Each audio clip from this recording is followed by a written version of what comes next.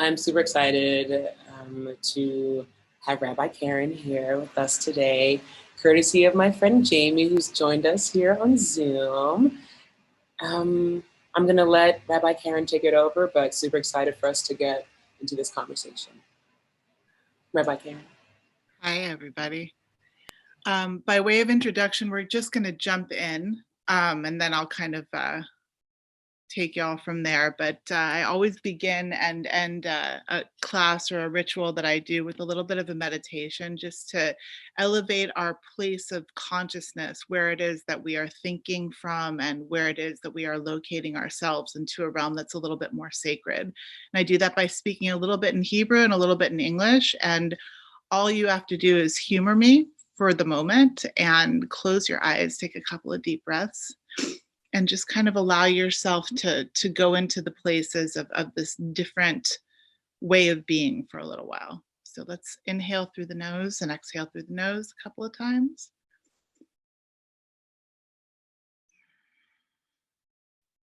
Just really allowing the breath to get us back into this moment.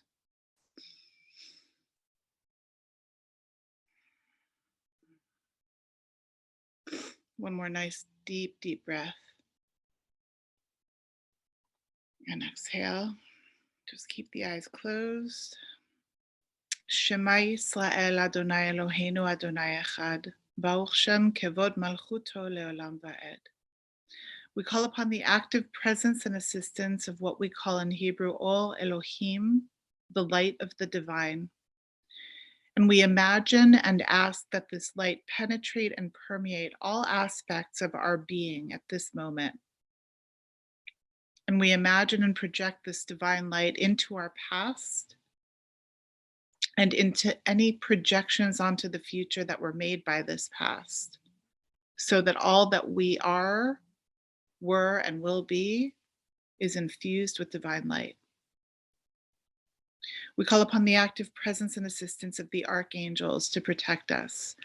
Michael, Michael, Michael. Gabriel, Gabriel, Gabriel. Uriel, Uriel, Uriel. Raphael, Raphael, Raphael.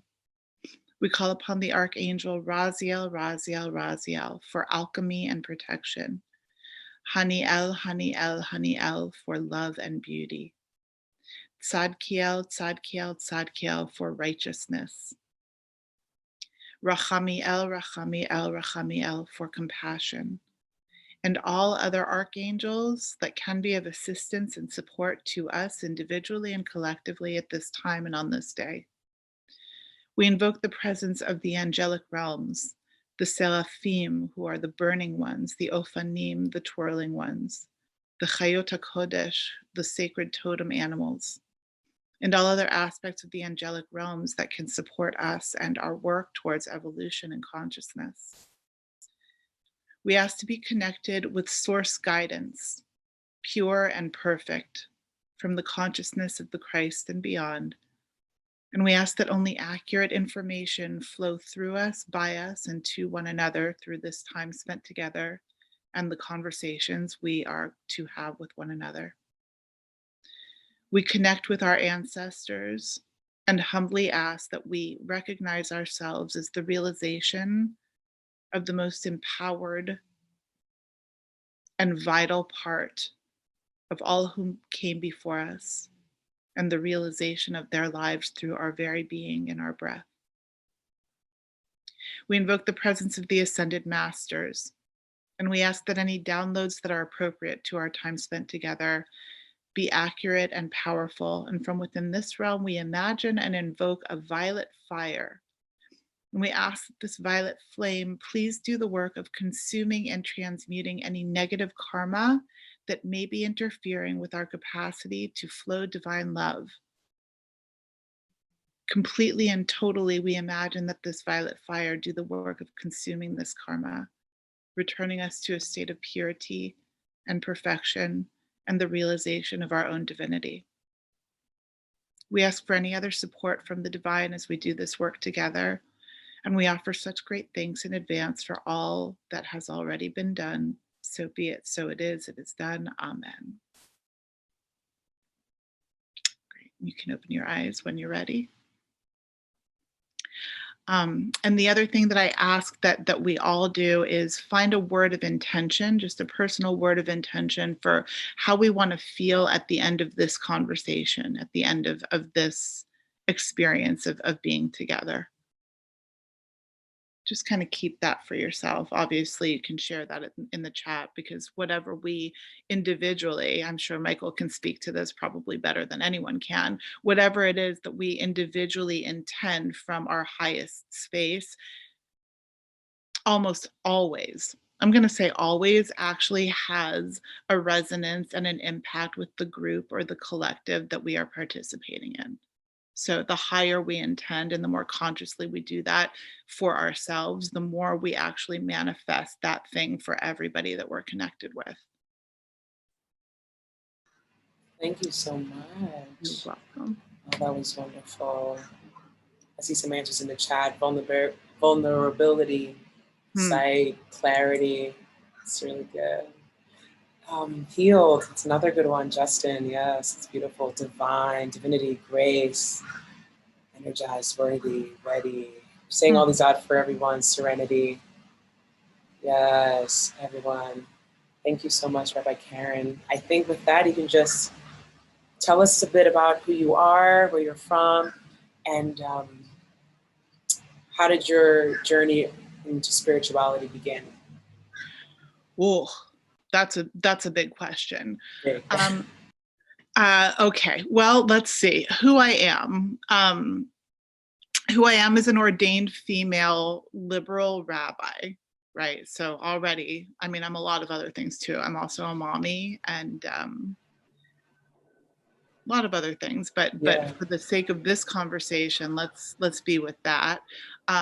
And that experience of going into seminary, which is a 5-year postgraduate program, was the result of me having lived a very deeply spiritual life as a profoundly sensitive empath, not knowing exactly how to find my place in the mainstream, and at the same time not only protect but also give voice to the gifts that I received.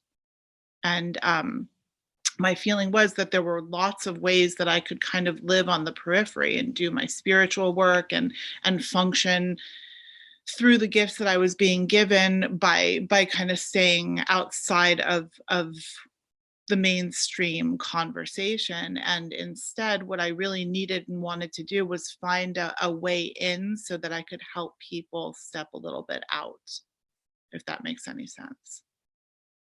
So that's a very short answer. Yeah, no, that's wonderful. I know today we were on the IG live earlier, myself, Michael, and Megan Lee Joy. We were just kind of discussing rituals and community and just like spiritual practices and what that meant to us in our lives growing up and kind of taking it apart as we've gotten older. So I guess I wonder, what do you believe is the connection between rituals, spiritual practices, and empathy? I know you said you spent most of your life growing up knowing or feeling, being an empath, more so being an empath, and you didn't really have like the language, or I guess you spent more time figuring out what that meant. So I wonder what all these mean to you. Well, let me back up just by way. I'm just curious how many of the people on this call actually identify themselves as empaths. Is that a fair question to ask? Absolutely, yeah. Right. So I would imagine that many of you understand what it feels like to be walking in this world, seeing other people almost, my experience anyway, was that other people had like another layer on them that allowed for them to kind of do them and not really care as much or be impacted by what everybody else was up to. You know, my mom loves to tell this story, even though most of the time she was also frustrated with me for being so sensitive. But apparently when I was about 3.5 or 4 years old, I had an experience. I was watching someone fishing, and I saw the whole process of the man catching a fish and taking the fish out and what happened with the fish. And an hour or two later, we were inside, we were, I don't know, preparing dinner or something. And I looked at her and I started to cry. And I asked her if she thinks the orange hurts when we peel it. That was kind of like, that was my experience of being a child, right? Other kids were like, you know, using magnifying glasses to see if flies like explode or whatever it is that, and I just like, even I was even concerned about the pain of the orange, right? So I'm not exaggerating when I say that I was always a very sensitive person. Having said that, on some level, I think for many of us that are sensitives, the experience of walking around in the world was like, not the same as it was for other people. And until very recently, there was no real space or conversation or even celebration in Western society for those of us who were given this gift. It actually felt like a shameful and difficult handicap for a lot of people, right? We used to be the shamans. We used to be the healers. We used to be the medicine women and men, right? We used to be the people that were given the respect to live a little bit on the outskirts with a little bit more safety and protection around them in order that we could do the work that we were ordained to do. And somewhere within this whole industrial revolution, that got stripped of a meaning in reality. And we're only now trying to find our way back to retrieving that for ourselves and for society in general. Right. So having said all of that, I don't know why, and I'm just going to babble about it for a second, but when you were asking about ritual and the connection with empathy, there's this concept in theology called sympathetic magic. It's a really interesting idea, and it's kind of the basis or the formation anthropologically of how and why any culture creates ritual. And for some reason, when you asked me the question and I thought about the connection with empathy, this is what came to me. So I'll offer it, and if it doesn't make sense, I trust you'll ask me about it. Sympathetic magic is, I'll give it to you by way of example. If the Native Americans are planning to do a rain ritual, a rain dance to call upon the rain, they do that in the late fall. Okay, they don't do it in the middle of July on the plains of the desert, because the chances of them actually getting rain doing it then are very slim, right? So they do the ritual to call forth the blessing at just about the right time that the blessing is available to come forth. You get that? Right? That's sympathetic magic. Right? So if I do a blessing to thank the sun for setting and the moon for rising in the middle of the day, I'm going to be kind of shit out of luck, right? If I do that blessing right around twilight, when that's inevitably going to happen anyway, not only do I feel empowered, but I actually align with the forces of the universe such that they are more empowered by my agreeing with and believing in them. And I, for some reason, think that on some level, that's the feeling of like universal empathy. You know, that like we feel in to when and what is already happening, and we choose it and bless it and empower it, and therefore become the source of it on some level. Right? So that's my big answer. There's more human answers, but that's what I would say about all this. I like that big answer. Someone, I'll just ask you this question. Michael just proposed it. Does the term sympathetic magic mean to trivialize the ritual of honor, trivialize the ritual or honor it? What do you think? Does it mean to realize the ritual or honor it? Trivialize, sorry. I mean, oh, to trivialize. No, I think it's actually exactly the opposite. I mean, maybe the term is a little bit academic and condescending. I would probably use a different use of language around it if I were talking about it. But no, maybe it's more empathetic magic than sympathetic magic that we should be talking about. Right? This feeling of what is, and I'm going to be with what is and actually make it sacred by my own actions, and therefore lift it up into a place where it becomes even more of what it could be. Right. Right. That's the essence of ritual. Right. Mm-hmm. It is what it is that we have a birthday. Happens to all of us every year. Right. If we take that time during our birthday to sit down, what do we all do? Right. On a good birthday, we sit down with people that we love. Someone brings us a tasty cake with a candle on top. Everybody sings the same song. We close our eyes, we make a wish, we blow out the candle, everybody claps, and then we move and transition into this next phase of our life. That's a ritual, right? The birthday is going to happen anyway. Oh my gosh, right? Yeah, my driver's license just expired. It was inevitable I was having a birthday. Like it happens, right? But what I do with that moment in between the age I was and the age I will be, if I ritualize it and elevate it and create wishes and songs and dances around it, then all of a sudden what is becomes something holy, and I am made holier as I move towards the future as a result of that. Does that answer the question? Yeah. Michael, yeah. It gives me even more places to explore. I think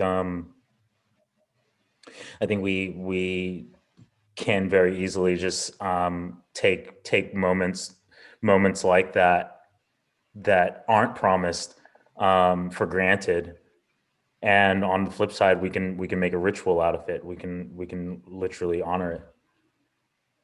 Right, any moment. And again, for empaths, that's incredibly important because it creates a sacred space around things that other people are just treating like nothing. Mm-hmm. You know, empaths have a natural inclination towards giving meaning and feeling into the intensity of it all. Right. So when we can create ritual and holiness around things, we actually give ourselves and the world permission to make these moments what they ought to be. Yeah. Yes. Oh, yes. I like this. It's great. I have one more question for you. What are your top three verbs or like actions that you are taking to bring more awareness towards empathy within your community and yourself? Top three actions that I take. Ask the question again. What are your top three actions, and or I usually like to, if you can give me verbs, like to something. I like activators. So what are your top three verbs that you would use to describe how you're bringing more awareness towards empathy and compassion within yourself and your community? Okay. Well, the first thing is that I make a deep commitment in my individual sessions and also whenever I'm leading a ritual to making sure that people have a safe space. I do a lot of work with women in women's groups, but men actually, I have this fantasy to create a men's group this year. We're here for you, just so you know that. I think that we need to have a safe space to speak about the way we feel, right? And I'll start with the way I work with men around this because, and also children. It's very interesting. Feelings and emotions are a little bit different. And sometimes it's helpful for people who have not had permission to express or even be conscious to that aspect of their beings to begin with how they feel. And at the end of the day, it's important for all of us, but women are better at kind of quickly translating back and forth between these more complicated verbalized expressions of being and the feelings that they're having, right? A feeling is like someone says something hurtful and I literally feel like my stomach just kind of like gets tied up in knots, right? And if I say to them, wow, my stomach just got really tied up in knots when you said that, right? Not like you said something wrong or you hurt my feelings or, I'm having an issue with blah, blah, blah, or any of that complicated language, but just very simply, this is the feeling that I am having in my body, and I want to share it with you. Very few people hear that and just say like, well, whatever. Even if it's a narcissist, even if it's someone who's really kind of intentionally hurting, when you express what you're feeling, it's very unusual for the conversation to just keep on going. It creates just a fundamental sense of resonance and therefore empathy, right? Even, somebody tells me how they cut their finger, right? I feel it. I can ask you right now, if you just think, you don't even have to close your eyes, but you can if you want to. If you just think right now about biting into a lemon, who is not salivating more right now, right? You just feel your mouth pucker up. No lemon in sight, just a passing thought about that, right? And all of a sudden you have this resonance with that experience, with that feeling, right? So that's the essence of where I go to create that conversation is, let's be with our feelings and find a safe space to express them and do it in a way that's not accusing and not blaming and not victimized, but just sharing. This is what's up for me, fundamentally. Yes. That was only one, but it's kind of three. That's kind of, there's a lot in there. I'm taking it. Thank you so much, Rabbi Karen. I am really riveted by this conversation. I think from everything we spoke about earlier today with Michael and Megan Lee Joy and just the questions that are coming up, I think Caroline said it best. We're obsessed with you. Cool. Thank you, Rabbi Karen. I will let you lead us out with a grounding. Beautiful. Yeah, absolutely. Okay. Thank you. All right. So let's close our eyes again and really kind of get present to our sittingness, right? Our state of sitting wherever we are. The relationship between where our body and whatever we are sitting on meet. Let's just be there for a moment with our legs and our root chakra, the relationship that we're having with the ground beneath us, the experience of gravity that allows us to be in this position, sitting connected with a very deeply thriving and living Mother Earth, that we can offer our love and our appreciation for simply by being on top of her and with her. Just offering our gratitude, opening our hearts, feeding her with some of the nourishment and the energy and the love that she gives back to us.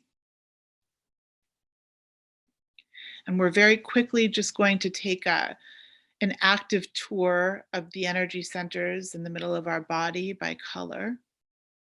So we're going to begin at the top of the head, right at the crown, and we're going to imagine that there is an active white light, almost like a halo, that expands itself right around the top of the head. Then we bring our attention to the center of our forehead, and there we imagine a very vibrant violet light circulating within and around the head. We move our energy and our attention into the throat, activating a sapphire blue light. radiating out of the neck and the throat. Remembering to breathe.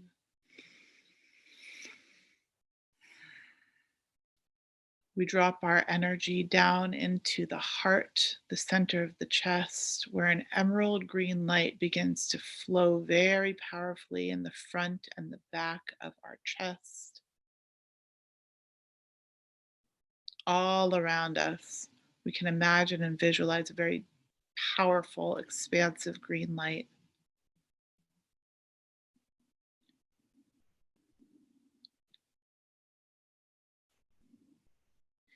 Down to the upper abdomen, the light becomes beautiful, vibrant sunshine yellow. We breathe here.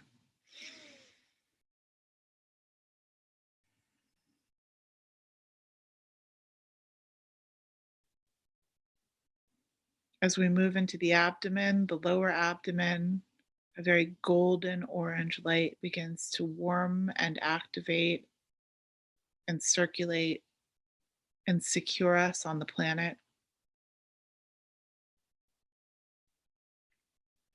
And finally, deep down into the pelvis, back to where we started, a ruby red light that travels all the way down our legs and into the earth. And we breathe again, inhaling deeply. Exhaling fully. We offer such great thanks for this time that we get to spend together and the conversations and activations that we share with one another through the divine light. We declare that there be love and light before us, behind us, at our left, at our right, above us, below us, unto us, in our surroundings, to all into the universe. We thank all of the angels and the guidance and the ancestry and the ascended masters for their time and presence and energy with us today. And we declare that this part of our session is complete as we close for now with love and light, with ease and grace. We are complete. Amen. You can open your eyes.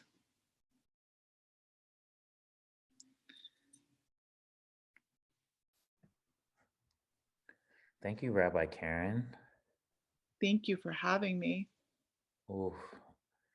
Just taking your lead and your inspiration, I'm going to speak to my feelings. My heart is racing. I asked for it to be energized at the top of, woo. It's not a feeling of fear, although oftentimes this intensity of energy in my chest I would mistake it as that, probably. Thank you for that gift of awareness.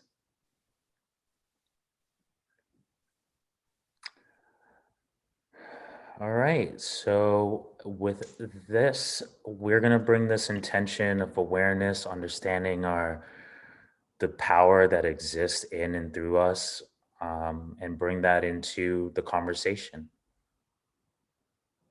in which this week we will be playing pretty traditional style of actually curious, with the goal of discussing and being aware of our values and their origins and how that separates from our own individual values.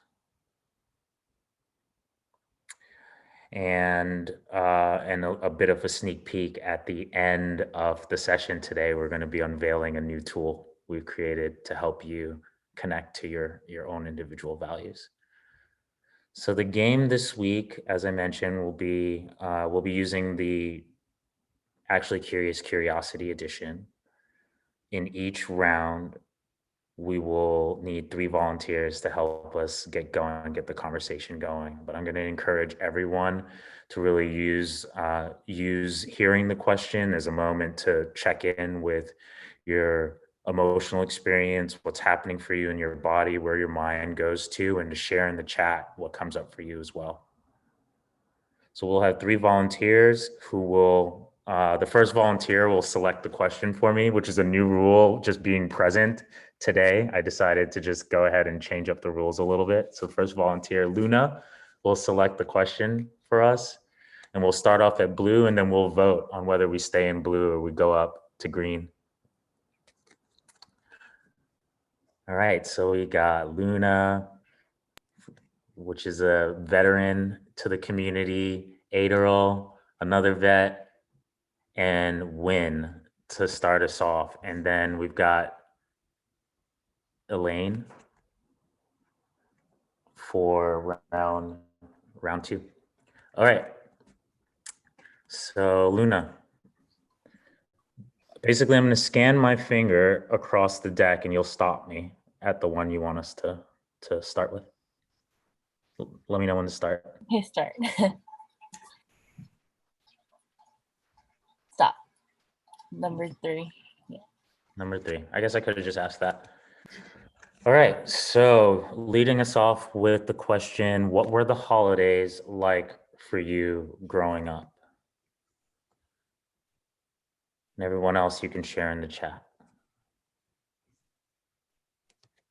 Do I answer? Yes, Luna. Okay. Holidays for me, I felt almost kind of like alienated from my classmates sometimes because I didn't have like that traditional nuclear family. And it was weird as I got older, the holidays seemed to have like less significance with it, like with every year that passed. And I spent like the majority of my childhood with my dad's side of the family and not with my mom's. So I don't know, holidays were a weird time for me, and they're still weird now, but yeah, I just like, I feel like I didn't have like the ideal movie childhood, so that's okay though. That's my experience. Yeah, there's some comparison, some change over time and over the courses of life there. All right, Adderall, let's hear what were the holidays like for you, man? Sure. For me, the holidays were bittersweet, depending on the holiday. But just the word holiday, being a Black American, lent to the idea that I didn't have school. So that was fucking exciting as hell. Because I hated school, couldn't identify with it. And it was also a reckoning of when I had to become a childhood hero, like i.e. for Christmas, when I didn't get what I wanted, I knew that I had to put a smile on my face so that my mom's heart wouldn't be broken or my father's heart wouldn't be broken. And so that's also where I learned to wear a mask, I think, before even getting out into the world, to ensure that other people were happy and I wasn't. And so that was always like a struggle for me, but that quickly I got over just because I didn't have to go to school. So that was gift enough. And it also taught me that material things will come and go. Like I will have them and they will go, and that will be okay. Yeah, I hear that. I can hear that ritual, that time off, something to look forward to, but then also again that like the expectations and the comparison and maybe the values around the material. It's something I think about a lot as well. All right, Win. Hi, everyone. I resonated with a lot of what both of you said. So I think holidays meant a time off, which was always a nice time to breathe and just reflect. And I think what Rabbi Karen was saying about the like being an empath, and I think I really needed that time to just take a break. And then also holidays felt like anxiety too. It felt like that it was a time to gather a lot of extended family, which brought a lot of emotions with it. And also the third thing that I brought up was longing. Like I think similar to Luna, I wanted this like movie childhood holiday time, and it wasn't it wasn't necessarily what I got for the holidays, and I always wanted it. Yeah. Yeah. Yeah, what's coming up for me hearing all of your shares is just the vulnerability and the willingness to go there and express. We no longer have to carry that mask that this is going well, or that it did go well. We don't have to look back at those moments in that way. And similarly in the chat, there's been a lot of expression here around Megan Lee Joy, 15 plus extended family members hanging out, playing games and cooking, but not much ceremony, religion, or substance. So just a lot of some joy there, but also maybe some expectation or some comparison to some things that were going on in other homes. Ruby shared holidays were painful and scary growing up. Family clashes, fights, violence, and teardowns at the table around Christmas tree as we lit the menorah. So stressful. I don't spend holidays with my family anymore, and it's a lot more peaceful. Ooh, Ruby, I could feel my heart rate raising just reading your shares. And definitely, I'm so grateful to be able to hold space for that, and can say, I've had moments that were like that in holidays for sure. So I can empathize. It's what is it about holidays that sometimes brings out that fire, I don't know, between loved ones? It's the idea of a holiday, like the movies, and it's not our reality. It's not the pulse, kind of like the American dream. Like we all in fucking debt and shit because we bought into this thing that we're supposed to like have this and be cookie cutter. And it's when that ideal meets reality that becomes holiday. Right.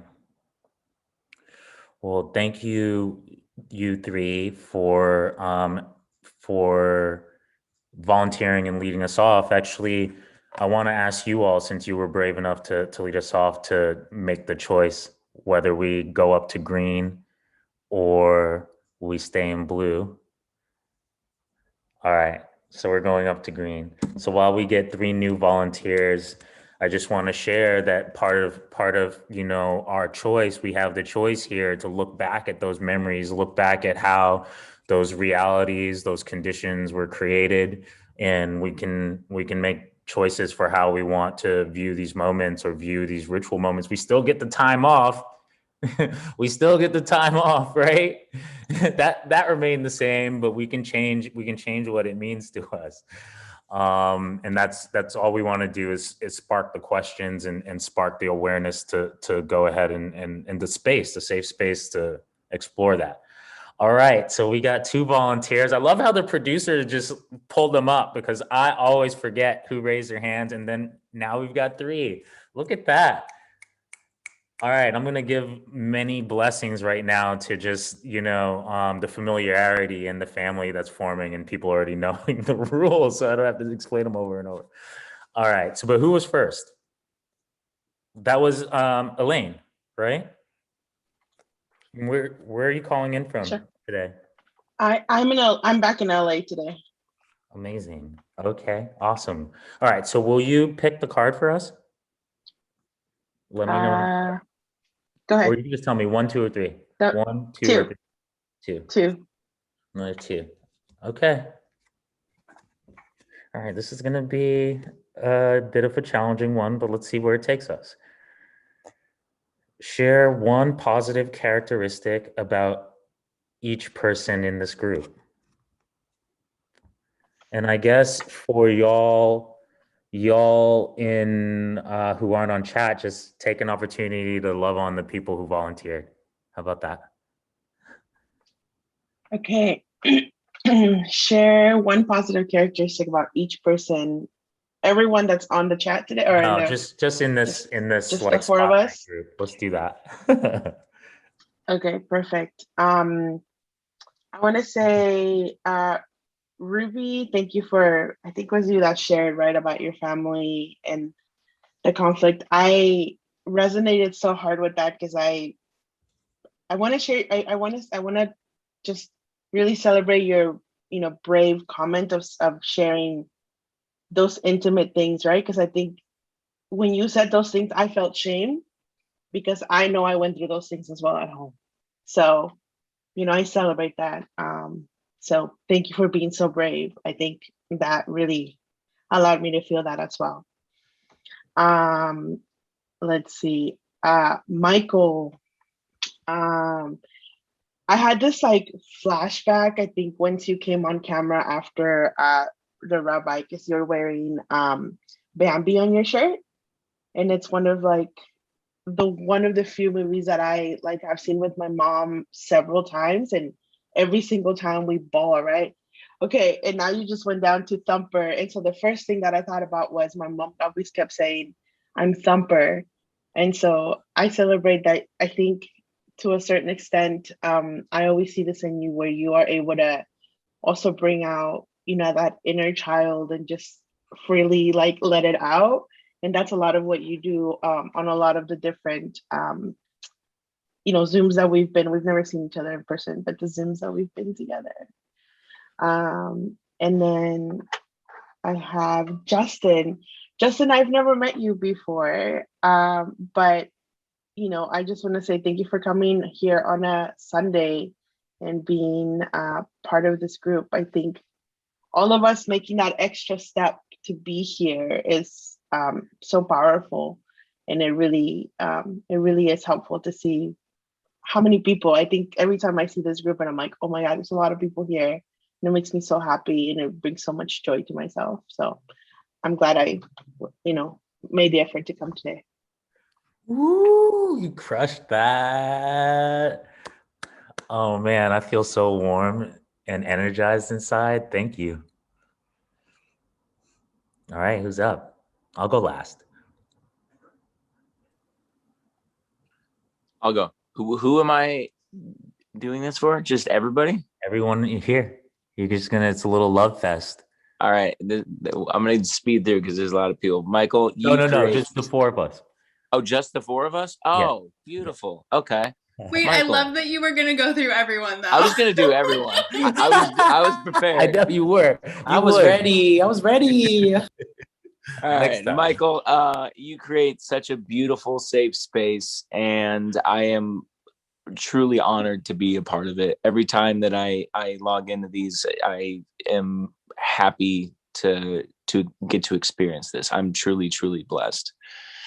Ruby, I resonate so much with what you said about your family. You have a beautiful smile as well, by the way. You're this big on my screen and it just radiates, and I absolutely love it. So thank you. And is it Elaine?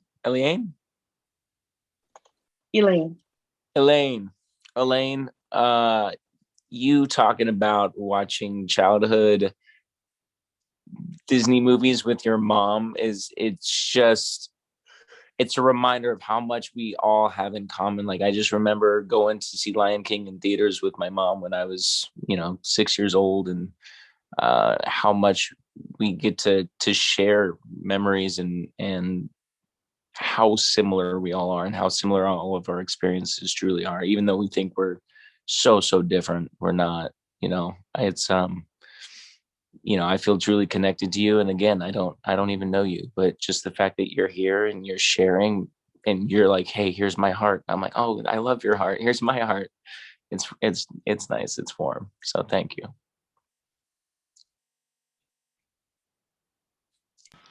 Well done. Ooh, these are tough acts to follow, but I second everything that's being said. So I'm going to say things a little bit different just to spice it up. So Justin, you're such a reflector. And that's so important in our society to like have someone reflecting back what they're seeing and witnessing and sharing it back with people. So thank you for having that powerful gift. Michael, you are like the essence of why Disney movies are created. Like you welcome diversity, you want all the species to be loving and like sharing and together in harmony. So like yes, your harmony. And my dear Eliane, am I saying that right? No. Elaine. Elaine. Everyone wants to make it way more complicated. I know. I'm like, say all the vowels. You're wearing a shirt with a rose on it, and you feel like the embodiment of a rose, just like someone that's so soulful and blossomed and like full of life and like that rosy, cozy, like when you smell it, you're like, this is like nurturing for my whole body and soul. So thank you. Ooh, I have that thing happen again when my heart is like racing. It just like build up from that, from like a moment where I was like, how the hell is this card gonna play, Michael? Why'd you put this in here? To like just like I've been laughing and smiling so much that like my nose is running. Which that's never happened. So thank you guys. All right. So first of all, a collective share is the three of you have this collective. I've had at least one really deep, Ruby a few more, but one really deep, a couple really deep interactions with all of you. But you continue to exude openness. Every time I've met all of you, I've been impressed and almost envious of how open you are. This is something that's really learned for me, and it feels like something that is like innate superpowers for you all. And Elaine, I wanted to say the word that came up for me is passion. I remember hanging back on a call and connecting with you and just being like, whoa, what a badass. And like, it's just so clear that in everything that you do, you just bring the utmost passion. And it's just so clear.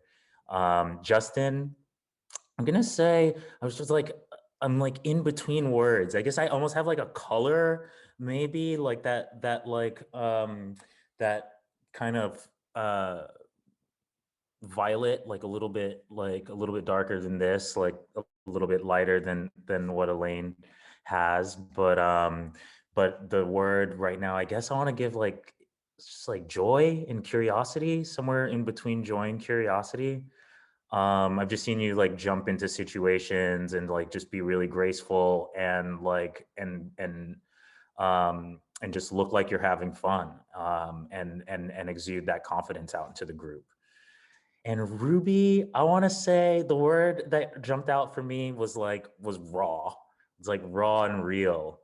Like every time I've heard you speak or share, I'm just like, it just feels like uncut, unfiltered, and just I'm so blessed to be in the presence of you and like have you being a supporter of this community, and bringing that energy every time. It lights me up. And all right, crew. All right, so we're gonna probably only have time for one more question. Are we going up? Do we have 3 volunteers? Do we have time to go over a little bit? All right, so we're gonna end up going over just a little bit for those who can. For those who can't, we're gonna, just heads up, we'll have 3 announcements. You can always go on YouTube and watch. We're learning things on the YouTube. You can tag, and you can tag it now so you can actually click through to the sections that you've missed, which will be up by tomorrow, if the latest Tuesday at the morning. We try our best. And we're going to be announcing a new tool that we just released, and it's going to be important for next week's empathy workout. So you're going to want to check that out. So we've got 2 volunteers, Megan Lee Joy, we've got Donna, and we need 1 more. How about a newbie? All right, not a newbie. Amazing. Beth, welcome. All right. y'all, let's see. So, Beth, since you were the last one to volunteer, you want to give me a choice, 1, 2, or 3? 3. 3. Okay. All right, y'all. And as this is the last question, let's make sure we all get our workouts in. Make sure we get our workouts in. Type your answers in the chat. This is a more vulnerable level and a safe space for us to go there together. And the question is, what's one thing you would change about the way you were raised? Which is fitting for a empathy workout themed our values and their origins. What is one thing you would change about, what is one thing you will change that you are changing in your reparenting process about the way you were raised?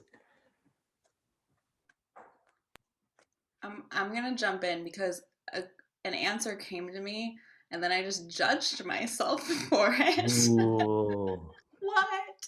So clearly it's the one I have to talk about right now.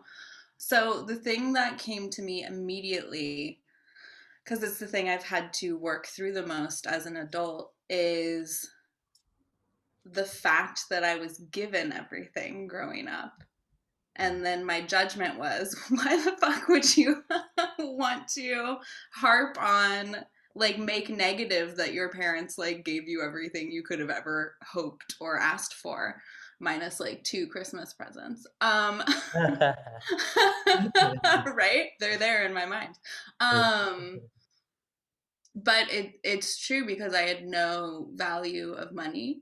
I had no sense of any of it until I had to do it on my own, until I had to, like, I wasn't ever responsible for myself. I had no experience of taking care of myself. So as an adult, like, I literally had to go to Burning Man by myself to prove that I could that I could be self-sufficient. It was like a big coup d'etat for me when I was like 30 or something to learn how to fucking take care of myself. So I'm very blessed and grateful that my parents wanted to give me everything and provide for me, but it definitely turned into a huge crutch when I was growing up. Yeah, when I got older. Yeah. Yeah, thank you for sharing that. What would you change? Beth? Yeah, I think the one that stuck out right away is just that we didn't talk about how we felt about anything. It was like my mom is still a very emotional person. I think my dad and sister and I just kind of tried to hide our own feelings a lot or ignore them so we could just like let her fly and let that energy just like dissipate at some point. Like we tried to just kind of hang back. And now it's like trying to unpack all of that as an adult is like, it's not even that it's so much work. It's like the first step of taking time and feeling the feelings is so hard for me. And I'm really working on it a lot now. But I wish that there was more of a didn't have to be even, but more of a balanced flow of energy in the household where we felt comfortable like talking about feelings and not just brushing things aside. So I guess what I would change with that is like, as corny as it sounds, maybe like having a set time to like actually check in and not just like chatting and joking in the day-to-day about stuff, but like actually taking time once in a while to be like, how are you really doing? Like really answer that question to each other. Because it's certainly something I don't expect my parents to be able to talk about now. Like, I think we talk about emotions more than we did, but it's just still not like, it's not set up that way to make it natural. So I just wish there was more, I guess I have to say like more structure around it just to make sure that it happened in some way or another. Yeah. Thank you, Beth. Donna. Hey, this is something that I've actually done. I have 2 children, and when I got into my early 20s, I started seeing a therapist and doing a lot of work on myself. And I had children later in life, and I think I had very deliberate ideas about how I wanted to raise my children based on really reflecting on how I was raised and the work that I've done. And I realized I was raised to be a pleaser. Daryl, when you said, kind of how you wanted to keep the smile on your face so your parents wouldn't be upset, I kind of resonated with that. And I, wanted to make people happy and to please others because I felt like that was the only way I was worthy. So I didn't have a lot of esteem. I never felt like I was one of the cool kids. I felt like, I just didn't fit in. And I hated high school for that. And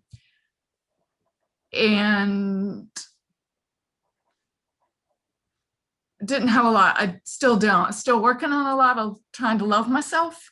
Yeah. But definitely I felt like my worth and my value was very conditional based on how I behaved and was I a good girl, and somehow and that was just this message and lesson that I got in my head at a very early age, and I don't remember specifically how. So I vowed when I had children that my children would have some esteem. And it wouldn't be this everybody gets a trophy bullshit. It would be that you're worthy just because you are you. And I don't care what you do, what you say, I love you and you are worthy. And so that's how I've tried to raise my children. And now I'm trying to raise myself.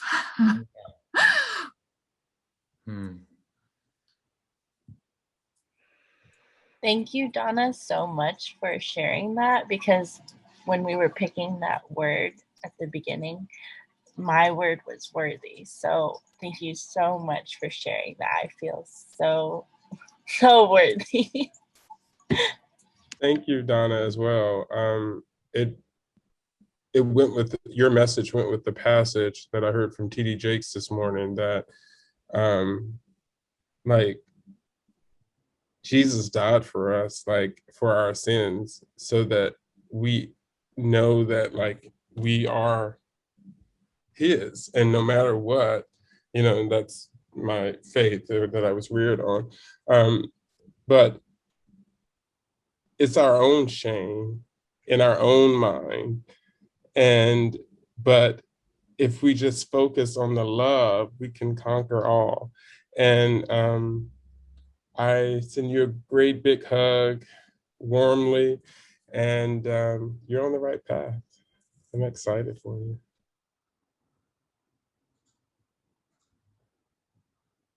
Donna, I can tell looking around the room and just how many people you just help feel seen and connected. Your power is in your vulnerability and your honesty. And we love you. You're a rock star here. Thank you so much. Thank you all. This is my favorite place to be. Oh. Safest place. It's certainly becoming that for me as well.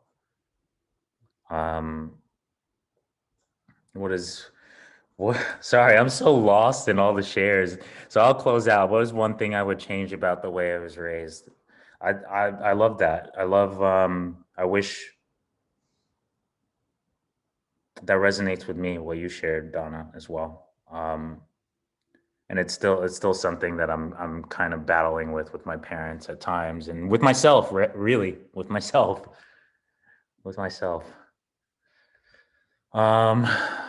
All right, forgive me, y'all, but I'm just here. I'm just gonna ramble whatever comes out of me for the rest of this event.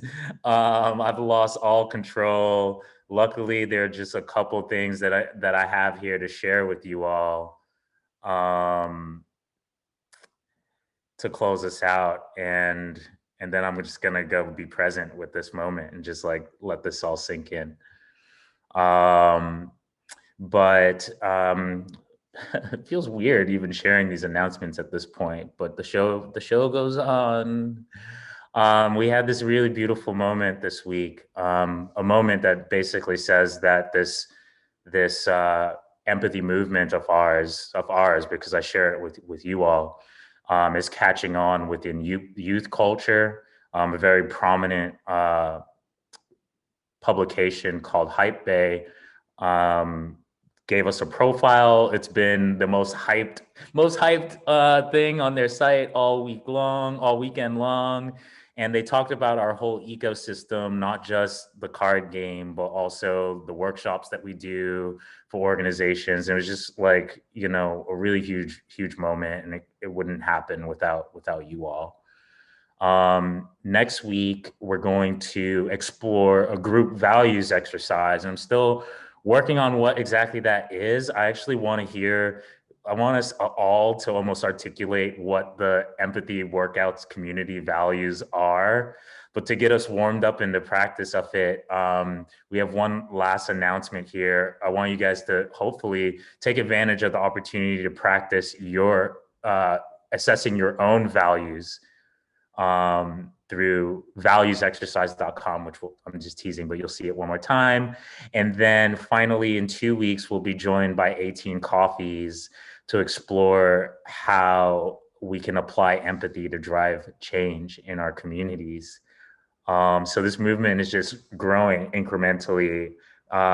Throughout these weeks, we're going to continue almost like adding new empathy muscles and practicing and thinking about ideas for how we can use it as a superpower, like Rabbi Karen talked about, instead of like something we don't know how to harness, something that like the shamans of past, that's what I'm going to be visualizing on, how we can bring healing and bring support into our communities. So the final really big announcement, we're so excited. We've been working on this for like almost half a year. But we're excited to announce the release of the beta version of valuesexercise.com, where you can go and within 15 minutes, you can come up with your top 5 values and your own personal mission statement. You can set a reminder for 3 to 6 months or 12 months, whatever makes sense for you, to do it again. I do this every time the world starts shifting around me and I can't make sense of what's happening in my body, or I can't like arrive at decisions with the same kind of conviction as I used to. Then I use that as a little signal to go do it over again. But I hope you all will take advantage of this free tool and share it with your community. It's one pillar for us in listening to our inner voice and using like these signals of somatic awareness and emotional awareness alongside knowing our values, or having some way of assessing our values, using that to translate our inner voice into the actions we mean to bring out. And so with that, I'll leave you all with an intention for the week, closing out Easter Sunday, this holy week for the Jewish faith. And I would almost feel like this portal, this portal of energy and awareness that's open right now. Let's use it to make some separations between the biases that have been created by our experiences and the beliefs that and values that inform the actions that we control going forward. And that brings us to the close of Empathy Workouts, our values and their origins. Whoa, what a workout. Yeah, that was a workout, honey. Man. Well, I look forward to, thank you, Rabbi Karen. Thank you, Megan Lee Joy, Synead, Caroline, Qualms, everyone who took part in the tapestry that makes up this safe space, the safe space to talk about race, religion, and whatever the F else we come up with. I just want to, on this day, take a moment to just say thank you one by one to each of you all before we close out. So Jonas, thank you for joining us. Qualms, Seren, thank you. Donna, thank you so much. Caroline, Wynn, Luna, thank you. Thank you for your vulnerability today. Beth, Adderall, Elaine, Ruby, Justin, thank you so much for helping us model vulnerability and bring voices, the voice of the community, to this experience. Karen, thank you again. Bronwyn, Kara, Valerie, welcome. I think you're a new Valerie Herrera, new voice and face. Hopefully we'll hear more from you next week. And Francesca, happy Easter, everyone, whatever that means for you, and enjoy the rest of this beautiful Sunday, this moment that we have, these beautiful gifts, the small ones.